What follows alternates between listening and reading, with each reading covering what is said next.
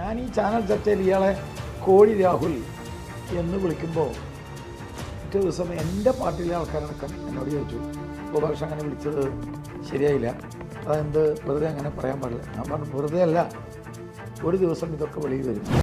മര്യാദ എന്ന് പറയുന്നതൊക്കെ പക്വതയുടെ ഭാഗമാണ്. കേരളത്തിലെ എല്ലാ കോൺഗ്രസ്സുകാരുടെയും കോൺഗ്രസ് പാർട്ടിയുടെയും അല്ലെങ്കിൽ കേരളത്തിൻ്റെ രാഷ്ട്രീയ ഭീഷ്മാചാര്യൻ എന്നൊക്കെ വിളിക്കുന്നത് കെ കരുണാകരനെയാണ്.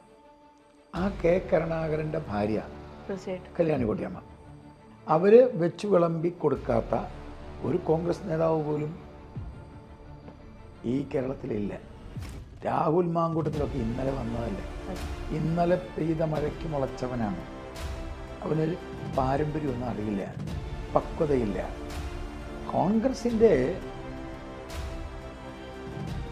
ഇത്രയും വലിയ ഒരു മുതിർന്ന നേതാവ്, അദ്ദേഹത്തിൻ്റെ ഭാര്യ എല്ലാ ആളുകൾക്കും വെച്ച് പറഞ്ഞ ഒരു പാവ സ്ത്രീ, ആ സ്ത്രീയുടെ ചാരിത്രം ചോദ്യം ചെയ്തല്ലേ, സ്വന്തം പാർട്ടിയിലെ നേതാവ്.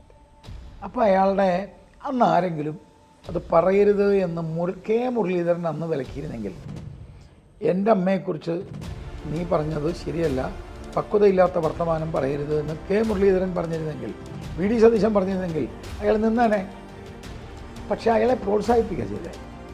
അപ്പോൾ പിന്നെ അയാൾക്ക് ആരുടെ മുകളിൽ കുതിര കയറാം, എങ്ങനെയും കയറാം. അങ്ങനെയാണല്ലോ ഒരു ചാനൽ ചർച്ചയിൽ ഒരു ആവശ്യമില്ലാതെ എന്നെ ആക്ഷേപിക്കാൻ ശ്രമിച്ചത്. പക്ഷെ അയാൾ മനസ്സിലാക്കിയില്ല, ഇയാളെ പറ്റിയൊക്കെ നമ്മൾ കൃത്യമായി പഠിച്ചിട്ടുണ്ട്.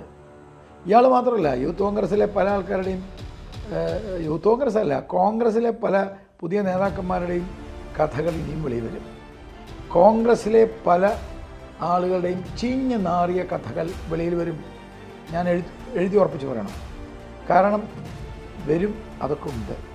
പലതും ഞങ്ങളൊക്കെ അന്വേഷിച്ചിട്ടുണ്ട്, ഞങ്ങൾക്കൊക്കെ മനസ്സിലായിട്ടുണ്ട്. നമുക്കൊക്കെ ഇത് തുറന്നു പറയാം. എന്തുകൊണ്ടാണ്? എന്നെ സംബന്ധിച്ചിടത്തോളം ഞാനിത് ആരുടെയും മുഖത്ത് നോക്കി ശക്തമായി പറയും. പേടിക്കേണ്ട ആവശ്യമില്ല. എനിക്ക് പേടിക്കേണ്ട ആവശ്യമില്ല. കാരണം ഒന്ന്, ഞാൻ പഠിച്ചു വന്നത് RSSലൂടെയാണ്. അവിടെ വ്യക്തിശുദ്ധിയും കുടുംബശുദ്ധിയൊക്കെ ഉണ്ട്.